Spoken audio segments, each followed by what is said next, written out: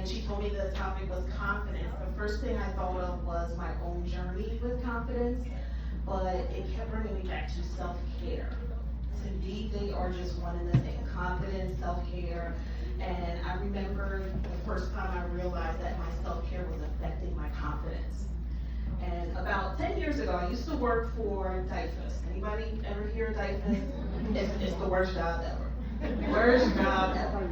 And we used to have to write these reports, and it would be like sometimes 10, 20-page reports that we used to have to write, and it would be like by 5 o'clock that day, it would need to be turned in.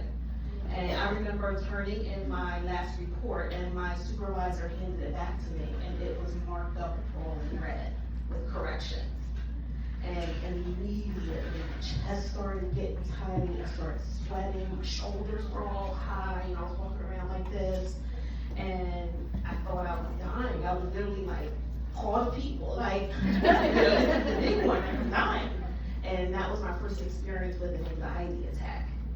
And I realized in that moment that I did not want to work somewhere that made my body feel like that. And it also made me very unconfident in myself. And so I think about that because I realized, you know who is very good at self-care?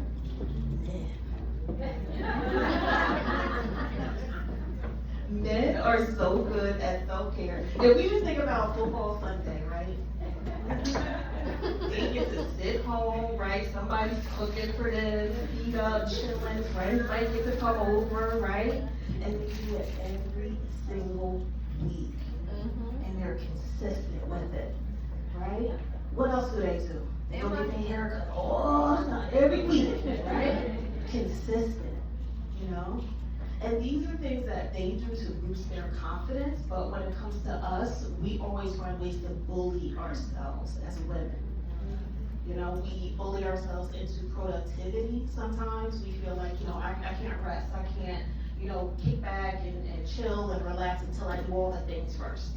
You know, I have to take care of the kids, do the work, do the house, do all the things that I probably really don't want to do anyway. But I have to do them and then I can rest, right? And who says that to us? There's a little voice in our heads that keeps this thought pattern going. And for me, I call that voice Sally, and that's short for Sally Mae because I'm sick of her. So I call my voice Sally because Sally is in your head and she's going, you can't do that. You're not good enough for that. Who do you think you are? You can't leave that job, right? You can't go back to school. You can't do any of those things. This is what his voices tell us. And we believe them, right? Why do we believe them? Who told us that? And why do we believe those things? You know? So we have to make sure we are not bullying ourselves because these are just patterns that are keeping us feeling unconfident in ourselves and very much feeling like, you know, I have to work, I have to keep going. You know, this is what society says, and this is what we believe because we're just in it. We're just in the matrix, just doing it every single day, you know? And so I think as women, we have to remember that we have to allow ourselves to dream. Women don't really dream anymore. You know, we have so many responsibilities, so many different things that we need to do, but when was the last time we really woke up and said, you know what do I want to do today? Not what I have to do. What do I want to do, right? We have to give ourselves more choices, more options, you know? Because again, men give themselves choices. You know, they do.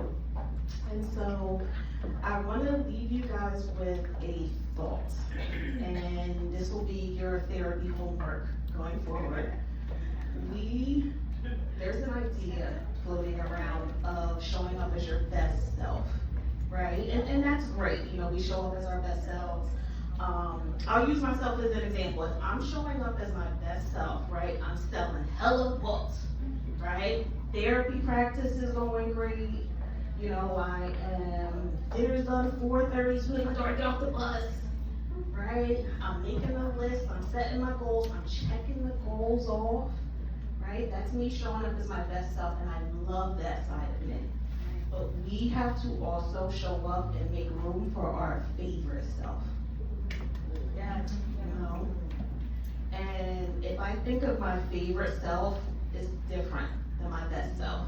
You know, my favorite self is somewhere, hair blowing in the wind, you know? And I'm not bound by time or having to be somewhere, be responsible for certain things. You know, I'm happy, I'm laughing, the sun, I'm probably somewhere in the sun, beating on my skin, you know? That's my favorite self, and I love who I am in those moments, right?